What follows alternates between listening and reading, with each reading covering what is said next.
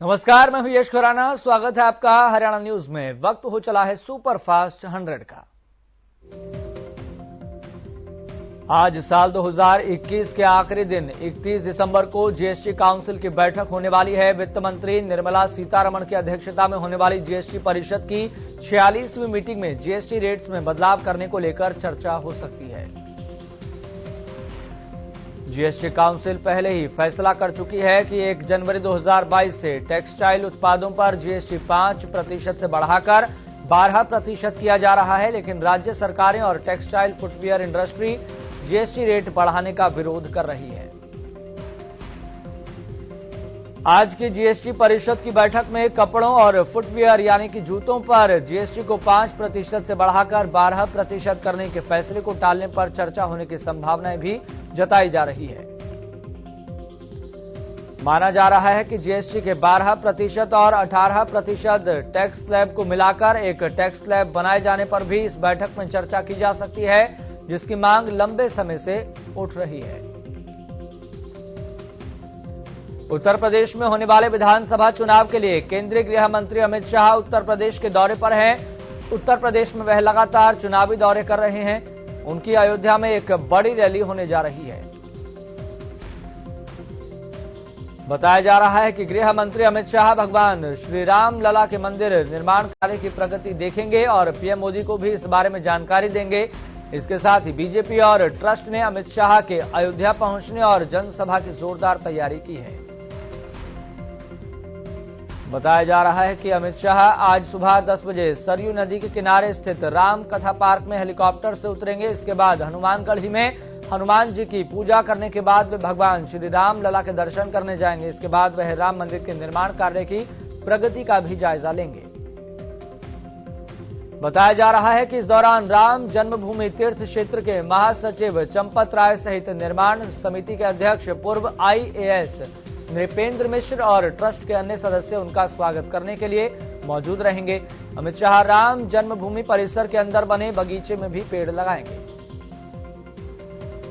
केंद्रीय गृह मंत्री अयोध्या में 2022 के विधानसभा चुनाव के लिए बीजेपी के लिए चुनाव प्रचार करेंगे। जनसभा के बाद गृह मंत्री अमित शाह राजकीय इंटर कॉलेज में बीजी पदाधिकारियों और स्थानीय नेताओं के साथ लंच करेंगे। चंडीगढ़ में हरियाणा के मुख्यमंत्री मनोहर लाल ने इंडियन वुमेन्स प्रेस कॉर्प से जुड़ी महिला पत्रकारों से बात की। इस दौरान सीएम ने कहा, महिला शिक्षा और सुरक्षा को लेकर सरकार ने कई अहम कदम उठाए हैं।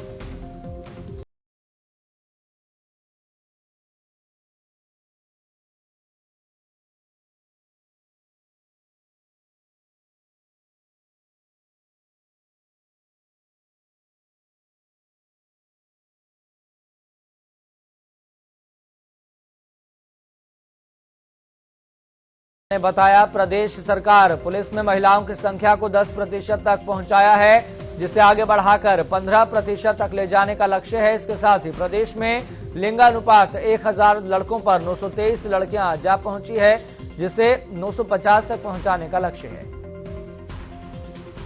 इस दौरान सीएम मनोहर लाल ने किसानों पर लगे मुकदमों और गुरुग्राम के नमाज के विषय पर भी बड़ा बयान दिया। सीएम ने कहा, किसानों पर लगे मुकदमों को वापस लिया जा रहा है, लेकिन हत्या और बलात्कार के मामले वापस नहीं होंगे।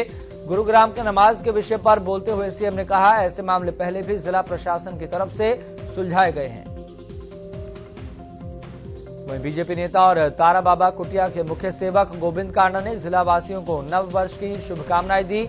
इसके साथ ही ओमिक्रॉन के खतरे से लोगों को सावधान रहने की अपील की। गोविंद कांडा ने कहा, कोरोना से बचने के लिए लोगों को जरूरी सावधानी बरतने की आवश्यकता है। गोविंद कांडा ने जानकारी देते हुए बताया, आने वाले साल में नए साल में मुख्यमंत्री मनोहर लाल सिरसा में रैली करेंगे। क्षेत्र में उन सभी काम को पूरा किया जाएगा जो कोरोना के चलते पूरे नहीं हो सके थे। प्रदेश में बढ़ते ओमिक्रॉन को लेकर जहां सरकार कड़े रुख अपना रही है, तो वहीं स्वास्थ्य मंत्री अनिल विज ने कहा, मुख्य सचिव को पत्र लिखकर प्रदेश में सभी धरना प्रदर्शन और जुलूस पर रोक लगाने के लिए कहा गया है। अनिल विज ने कहा, हरियाणा में 96% लोगों को वैक्सीन की पहली डोज लग गई है। लोग बड़ी संख्या में वैक्सीन के लिए आ रहे हैं। 3 तारीख से 15 से 18 साल के बच्चों को वैक्सीन की डोज लगाई जाएगी। 10 तारीख से कोरोना वॉरियर्स और 60 साल से ज्यादा उम्र के लोगों का कोविड वैक्सीनेशन किया जाएगा।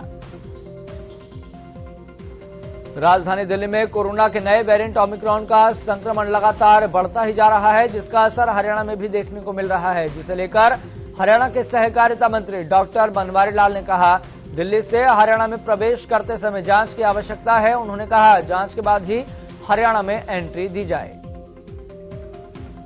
सहकारिता मंत्री ने कहा, कोरोना की दूसरी लहर से हमें सबक मिला है। ओमिक्रॉन को लेकर सरकार पहले से ही पूरी सतर्कता बरत रही है। वैक्सीन लेने के लिए लोगों को ज्यादा से ज्यादा जागरूक किया जा रहा है। वहीं पंचकुला में राज्य स्तरीय युवा उत्सव समारोह का आयोजन किया गया, जहां हरियाणा विधानसभा स्पीकर ज्ञानचंद गुप्ता ने मुख्य अतिथि के तौर पर शिरकत की। इस दौरान ज्ञानचंद गुप्ता ने कहा, युवा देश की पहचान है, आने वाला समय युवाओं का है। वहीं स्पीकर ज्ञानचंद गुप्ता ने कहा, सांस्कृतिक कार्यक्रम, खेल, शिक्षा और अन्य क्षेत्रों में अपनी प्रतिभा को राष्ट्रीय और अंतर्राष्ट्रीय स्तर पर प्रदर्शित करने के लिए राज्य सरकार की ओर से प्रोत्साहित किया जा रहा है।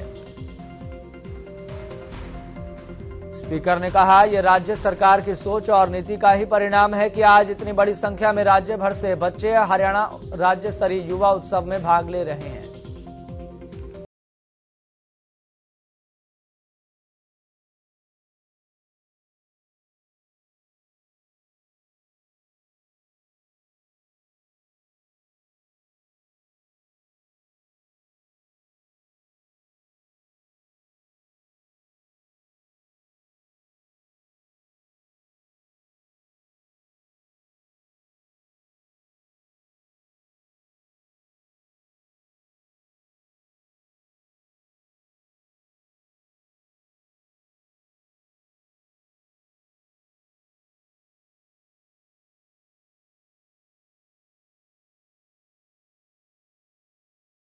अध्यक्ष ओम प्रकाश धनखड़ के नेतृत्व में 130 सदस्यीय टीम पहुंची पोर्ट ब्लेयर। 29 दिसंबर की सुबह हरियाणा की टीम ने फ्लैग पॉइंट पर तिरंगा फहराया।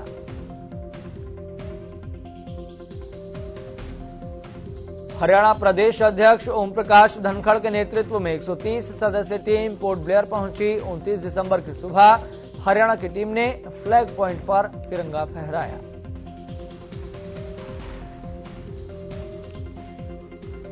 पोर्ट ब्लेयर में फ्लैग पॉइंट पर 78 वर्ष पहले नेताजी सुभाष चंद्र बोस ने पहली बार भारतीय झंडा फहराकर स्वराज का ऐलान किया था। सिरसा में स्वर्गीय लेखराज आहूजा की याद में रक्तदान शिविर का आयोजन किया गया, जहां 63 लोगों ने रक्तदान कर श्रद्धा सुमन अर्पित किए। बीजेपी नेता और श्री बाबा तारा कुटिया के मुख्य सेवक गोविंद कांडा ने रक्तदाताओं और सहयोगियों को स्मृति चिन्ह देकर सम्मानित किया। इस दौरान बीजेपी नेता गोविंद कांडा ने कहा, रक्तदान से बड़ा और कोई भी दान नहीं है। रक्त की एक एक बूंद लोगों को जीवन देती है। इसके साथ ही गोविंद कांडा ने कहा, सभी बालिग और रक्तदान से बड़ा कोई दान नहीं होता। रक्तदान में सिरसा विश्व रिकॉर्ड स्थापित कर चुकी है, इसलिए सिरसा अब ब्लड फैक्ट्री के नाम से अपनी पहचान बना चुका है।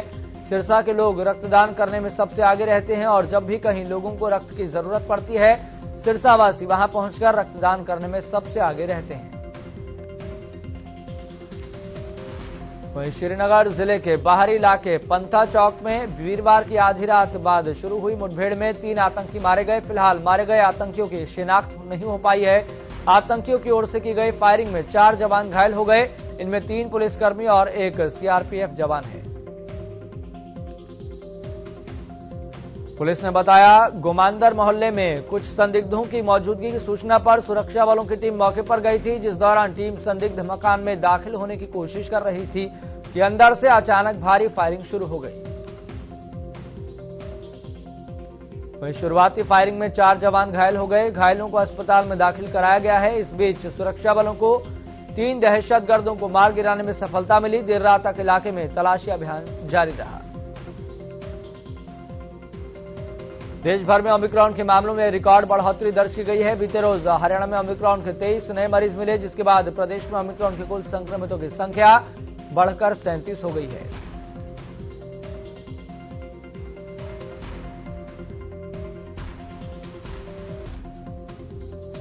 इन 37 मामलों में से 23 से ज्यादा यानी कि कुल मिलाकर अगर बात करें तो 25 मरीज रिकवर हो चुके हैं और 12 मरीजों का इलाज जारी है।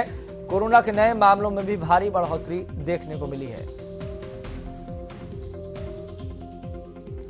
24 घंटे में कोरोना के 300 नए मरीजों की पहचान हुई है। इन नए मामलों में से सबसे ज्यादा 180 केस साइबर सिटी गुरुग्राम में देखने को मिले। इसके अलावा फरीदाबाद में 44, पंचकुला में 20, सोनीपत में 12, अंबाला में 9 और यमुनानगर में 7 नए केस मिले। हिसार, रोहतक और झज्जर में 4-4 मामलों के अलावा कुरुक्षेत्र, जींद, रेवाड़ी में भी 3-3 मरीजों की पहचान हुई। करनाल में 2 और कैथल, नुहू, चरखी दादरी, फतेहाबाद, पानीपत में 1-1 मामला सामने आया। प्रदेश में नए मामलों में बढ़ोतरी के बाद एक्टिव मरीजों की संख्या 1047 तक जा पहुंची है। प्रदेश में महामारी से कुल 10,063 लोग जान गंवा चुके हैं। बीते रोज 56 कोरोना मरीज रिकवर होकर अपने घर लौटे। इस महामारी को पूरी तरह से मात देने के लिए प्रदेश में तेजी के साथ वैक्सीनेशन भी किया जा रहा है। पिछले 24 घंटे में रिकॉर्ड 3,36,000 से ज्यादा लोगों को वैक्सीन की डोज लगाई गई। हर रोज ओमिक्रॉन के आंकड़ों में उछाल देखने को मिल रहा है। प्रदेश में सरकार की सख्ती का भी असर देखने को मिलने लगा है। ओमिक्रॉन के बढ़ते मामलों को लेकर रतिया में भी जिला प्रशासन ने कड़े कदम उठाने शुरू कर दिए हैं।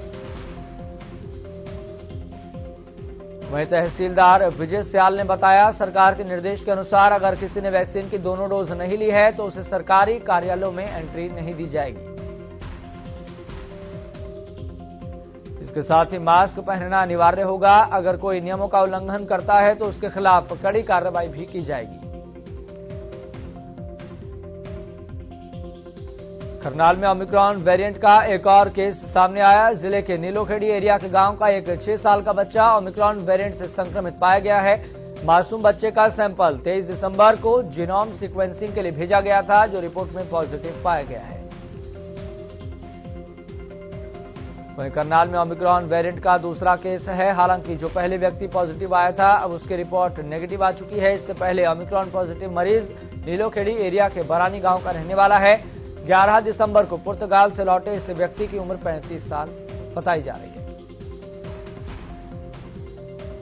वहीं कोरोना प्रोटोकॉल के तहत वो 7 दिन गांव में स्थित अपने घर में ही आइसोलेट रहा। 18 दिसंबर को आरटीपीसीआर रिपोर्ट पॉजिटिव आने के बाद उसे कल्पना चावला मेडिकल कॉलेज में शिफ्ट कर दिया गया। फरीदाबाद में स्वास्थ्य विभाग की ओर से सरकारी स्कूल के बच्चों की स्वास्थ्य जांच की जा रही है। इसके साथ ही बच्चों को नशे से दूर रहने के लिए भी जानकारी दी जा रही है। वहीं सिविल हॉस्पिटल के डॉक्टरों ने गांव खंदावली के सरकारी स्कूल में पहुंचकर बच्चों की आंख और दांत की जांच की। गांव में स्वास्थ्य विभाग और शिक्षा विभाग ने जागरूकता अभियान के तहत रैली भी निकाली। इस रैली के जरिए ग्रामीणों को नशे से दूर रहने के लिए जागरूक किया गया। स्कूली बच्चों को भी डॉक्टरों की तरफ से अपने परिवार और आसपास के आस पड़ोस के लोगों को नशे से दूर रहने के लिए बताया गया।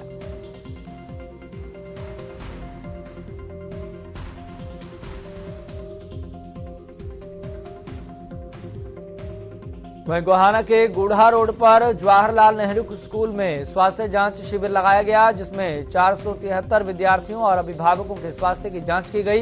इस दौरान गोहाना स्वास्थ्य विभाग के नोडल अधिकारी डॉक्टर चक्रवर्ती शर्मा ने बताया, शिविर में 230 विद्यार्थियों की हीमोग्लोबिन, 130 विद्यार्थियों की ब्लड ग्रुप और 120 के कोरोना सैंपल ले लिए गए। वहीं शिविर में डॉक्टर चक्रवर्ती ने विद्यार्थियों को तंबाकू के दुष्प्रभाव के बारे में बताया। उन्होंने कहा, तंबाकू स्वास्थ्य पर बुरा प्रभाव डालता है।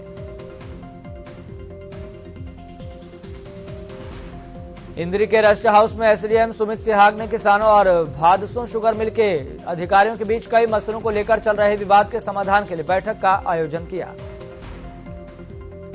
बैठक में किसानों के भादसों शुगर मिल के अधिकारियों पर गन्ना बाहर से लेने और भुगतान में देरी करने समेत कई संगीन आरोप लगाए, जिसे लेकर एसडीएम ने मिल के अधिकारियों को तीखी झाड़ लगाई है। मिल प्रशासन को चेतावनी देते हुए किसानों ने कहा, अगर 7 दिन के अंदर किसानों की शिकायतों का निवारण नहीं हुआ तो मिल के खिलाफ सख्त कार्रवाई की जाएगी। सिरसा में बिजली विभाग ने डिफॉल्टर उपभोक्ताओं पर शिकंजा कसना शुरू कर दिया है। डिफॉल्टरों की लिस्ट में पूर्व सांसद अशोक तंवर का नाम भी शामिल है। पूर्व सांसद अशोक तंवर के हुड्डा स्थित आवास का करीब 3 लाख रुपए का बिजली बिल बकाया है। बिजली विभाग ने बिल जमा करने के लिए 2 दिन का समय दिया है। बिल जमा नहीं करने पर कनेक्शन कट सकता है। अपनी मांगों को लेकर गेस्ट टीचर्स का छठे दिन भी जारी रहा धरना। गेस्ट टीचर्स ने कहा, शिक्षा मंत्री के अधिकारियों से बातचीत में नहीं बनी सहमति। बेसिक सैलरी को लेकर अधिकारियों से कोई बात नहीं हुई। शिक्षा मंत्री कमलपाल गुर्जर ने कहा, बातचीत के बाद गेस्ट टीचर्स संतुष्ट हैं, लेकिन उसके बाद भी गेस्ट टीचर्स धरने पर बैठे हुए हैं। नियमों के तहत ही गेस्ट टीचर्स की मदद कर सकते हैं। वहीं जुलाना के पुराने बस स्टैंड पर शादीपुर ग्राम पंचायत और कुछ लोगों के बीच काफी सालों से एक प्लॉट को लेकर विवाद जारी रहा, जिसे लेकर लंबे समय से दोनों पक्ष केस लड़ते रहे हैं। ऐसे में पंचायत विभाग के प्रशासनिक अधिकारियों ने विवादित भूमि से कब्जा हटाने की कार्रवाई शुरू कर दी है। वहां बनी दुकानों को जेसीबी की सहायता से गिरा दिया गया। अब कब्जाधारियों का कहना है, मौजूदा प्लॉट पर हाईकोर्ट ने स्टे लगा रखा है, उसके बाद भी जबरदस्ती इन दुकानों को गिरा दिया गया, जिसमें उन्हें काफी नुकसान हुआ है।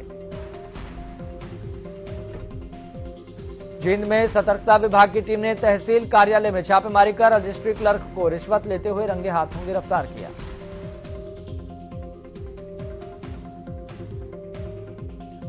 विभाग ने हैबतपुर निवासी बलबीर की शिकायत पर तुरंत कार्रवाई करते हुए विजिलेंस टीम का गठन किया, जिसमें ड्यूटी मजिस्ट्रेट के तौर पर जुलाना के बीडीपीओ अमित कुमार को नियुक्त किया गया।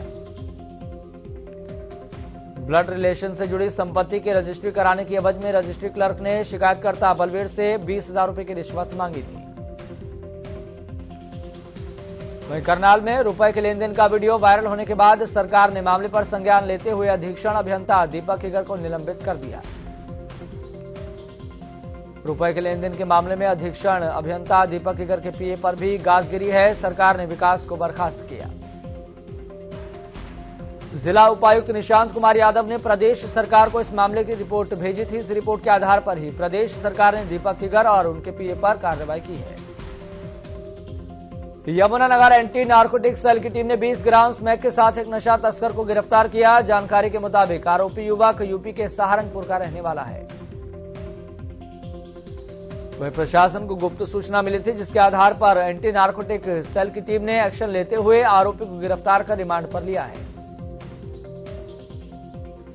झज्जर में सीएम मनोहर लाल के साथ अपनी मांगों को लेकर आंगनबाड़ी वर्कर्स और हेल्पर के प्रतिनिधियों ने बैठक की। बैठक के बाद आंगनबाड़ी वर्कर्स और हेल्पर ने कहा, सरकार ने उनकी मांगों को नहीं माना, जिसके चलते अब उनका धरना प्रदर्शन जारी रहेगा। उन्होंने कहा, उनकी मांगे कुशल मजदूरी, आंगनबाड़ी वर्कर्स को एक्ट में मिलाना, रिटायरमेंट और सुपरवाइजर कोटे को पूरा करना है। आंगनबाड़ी वर्कर्स और हेल्पर ने कहा, सरकार ने जो बातें बैठक के बाद कही है, वो बातें हमें मंजूर नहीं है। प्रदेश सरकार के आंगनबाड़ी वर्कर्स के रिटायरमेंट पर 1 लाख रुपए देने के ऐलान पर आंगनबाड़ी वर्कर्स ने बयान दिया। उन्होंने कहा, हम भिखारी नहीं है, या तो हमें 5 लाख रुपए रिटायरमेंट के लिए समय दिए जाएं और हमारी सभी बातें मानी जाएं। फरीदाबाद में नए साल की तैयारियों को लेकर पुलिस प्रशासन और जिला प्रशासन ने अपनी कमर कस ली है। लोगों को सख्त चेतावनी दी है। कोरोना की गाइडलाइंस को देखते हुए न्यू ईयर को बड़ी ही सावधानी से मनाएं। एसएचओ जगजीत सिंह ने कहा, जो लोग सरकार की गाइडलाइंस की पालना नहीं करेंगे, उसके खिलाफ सख्त कार्रवाई की जाएगी। एसएचओ जगजीत सिंह ने कहा, लोगों को महामारी से लड़ने के लिए एकजुट होने की जरूरत है, क्योंकि ना तो पुलिस के पास इतने संसाधन हैं, न ही प्रशासन अकेले ही इस महामारी से लड़ने के लिए सक्षम है। रतिया के बहुचर्चित जमीन घोटाला मामले में जिला उपायुक्त ने पटवारी मदन लाल को निलंबित कर दिया है। मामले में जांच कर रही स्टेट विजिलेंस टीम ने 3 दिन पहले पटवारी को गिरफ्तार किया था। मामले में अब तक रतिया एसडीएम और पटवारी समेत 6 लोगों पर एफआईआर दर्ज की गई है। मामले में अभी फरार आरोपियों की तलाश जारी है। विजिलेंस डीएसपी राकेश मलिक ने बताया, उन्हें जानकारी मिली थी रतिया के एसडीएम भारत भूषण की पत्नी और एसडीएम के जानकार और पुलिस से बर्खास्त कर्मचारी बालाराम की पत्नी के नाम रतिया में प्रॉपर्टी खरीदी गई और रजिस्ट्री करवाई गई। जींद में सतर्कता विभाग की टीम ने तहसील कार्यालय में छापेमारी कर रजिस्ट्री क्लर्क को रिश्वत लेते हुए रंगे हाथों गिरफ्तार किया। शिकायतकर्ता बलबीर ने पुलिस को बताया था, ब्लड रिलेशन से जुड़ी संपत्ति की रजिस्ट्री कराने की एवज में उससे रिश्वत मांगी जा रही है। विभाग ने हैबतपुर निवासी बलबीर की शिकायत पर तुरंत कार्रवाई करते हुए विजिलेंस टीम का गठन किया। ड्यूटी मजिस्ट्रेट के तौर पर जुलाना के बीडीपीओ अमित कुमार को नियुक्त किया गया। टीम ने नोटों की पहचान कर शिकायतकर्ता को दिए, जिसके बाद रजिस्ट्री क्लर्क से बरामद किया गया। यमुनानगर जेल प्रशासन कैदियों को भी आजीविका कमाने और आय के साधन से जुड़ने का अवसर दे रहा है। प्रशासन की ओर से जेल में आयुर्वेदिक डिस्पेंसरी और केयर सेंटर की शुरुआत की गई है। वहीं जेल में बंद कैदी 9 प्रकार के आयुर्वेदिक प्रोडक्ट्स बनाएंगे, जिसे प्रदेश के अलग अलग जेलों में बेचा जाएगा। इसके साथ ही जेल के बाहर भी इन उत्पादों की बिक्री की जाएगी। कैदियों की स्किल डेवलपमेंट पर काम कर रहा जेल प्रशासन अपने इस प्रयास के जरिए कैदियों को भी मुख्यधारा से जोड़ने का प्रयास कर रहा है। यमुनानगर में पुलिस नशा मुक्ति मुहिम चला रही है। इस मुहिम के द्वारा पुलिस नशे के दलदल में फंसे युवाओं को बाहर निकालने का काम कर रही है। इसी कड़ी में पुलिस लाइन में 23 दिन से चल रहे आवासीय कैंप के समापन समारोह का आयोजन किया गया। इस कैंप में 15 लोगों ने इच्छा शक्ति और कैंप में मिले माहौल और सकारात्मक ऊर्जा से नशे को छोड़ने का फैसला किया। इस दौरान पुलिस ने लोगों से नशा मुक्ति अभियान के दौरान सहयोग देने की अपील भी की है। महम के गुगाहेड़ी गांव के सरकारी स्कूल में बच्चों के अभिभावकों ने खराब राशन बांटने को लेकर स्कूल के मुख्य गेट के सामने प्रदर्शन किया। अभिभावकों ने आरोप लगाया, लगभग 2 महीने से स्कूल की तरफ से जो राशन बांटा जा रहा था बच्चों को, उसमें प्लास्टिक के नकली चावल मिक्स थे। अभिभावकों ने बताया बच्चों को उल्टियां भी हो गई। अभिभावकों ने बताया स्कूल स्टाफ को लेकर जब इस बारे में अवगत करवाया गया तो उन्होंने कहा आगे से जो राशन स्कूल में आता है हम वो ही राशन बच्चों को बांट देते हैं, जिससे अभिभावकों में काफी नाराजगी है। स्कूल स्टाफ ने इस शिकायत को उच्च अधिकारियों तक पहुंचाने की भी बात कही। पानीपत के बरसत रोड भैंसवाल मोड़ पर CIA2 पुलिस की टीम को बड़ी सफलता हाथ लगी है। दरअसल पुलिस ने ट्रैवल एजेंसी के स्टाफ से हथियार के बल पर जबरन वसूली करने के मामले में एक आरोपी को गिरफ्तार किया। आरोपी की पहचान के जगदीश के रूप में हुई है, जो गीता कॉलोनी का रहने वाला है। इस मामले पर एसपी विजय सिंह ने बताया आरोपित अपने अन्य साथियों के साथ मिलकर वारदात को अंजाम देता था। आरोपी के पास से एक 32 बोर की लाइसेंसी पिस्तौल, 2 मैगजीन, 11 जिंदा कारतूस, 11 जिंदा रौद और 2 मोबाइल फोन और 5,000 रुपए बरामद किए गए हैं।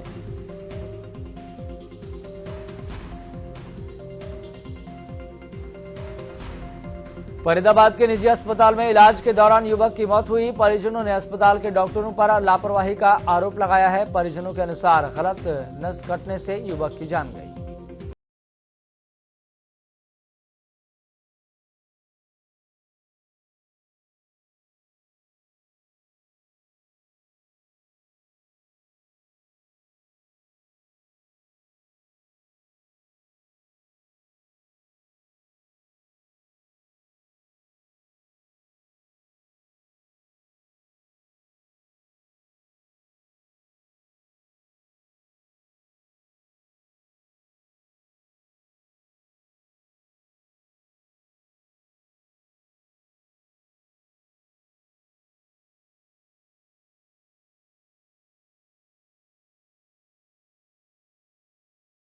यमुनानगर के हुड्डा सेक्टर 17 में अजीबोगरीब चोरी करने का मामला सामने आया। चोरों ने मार्केट में लगे एसी के पाइप और वायर की चोरी की। पूरी वारदात कैमरे में कैद हो गई है।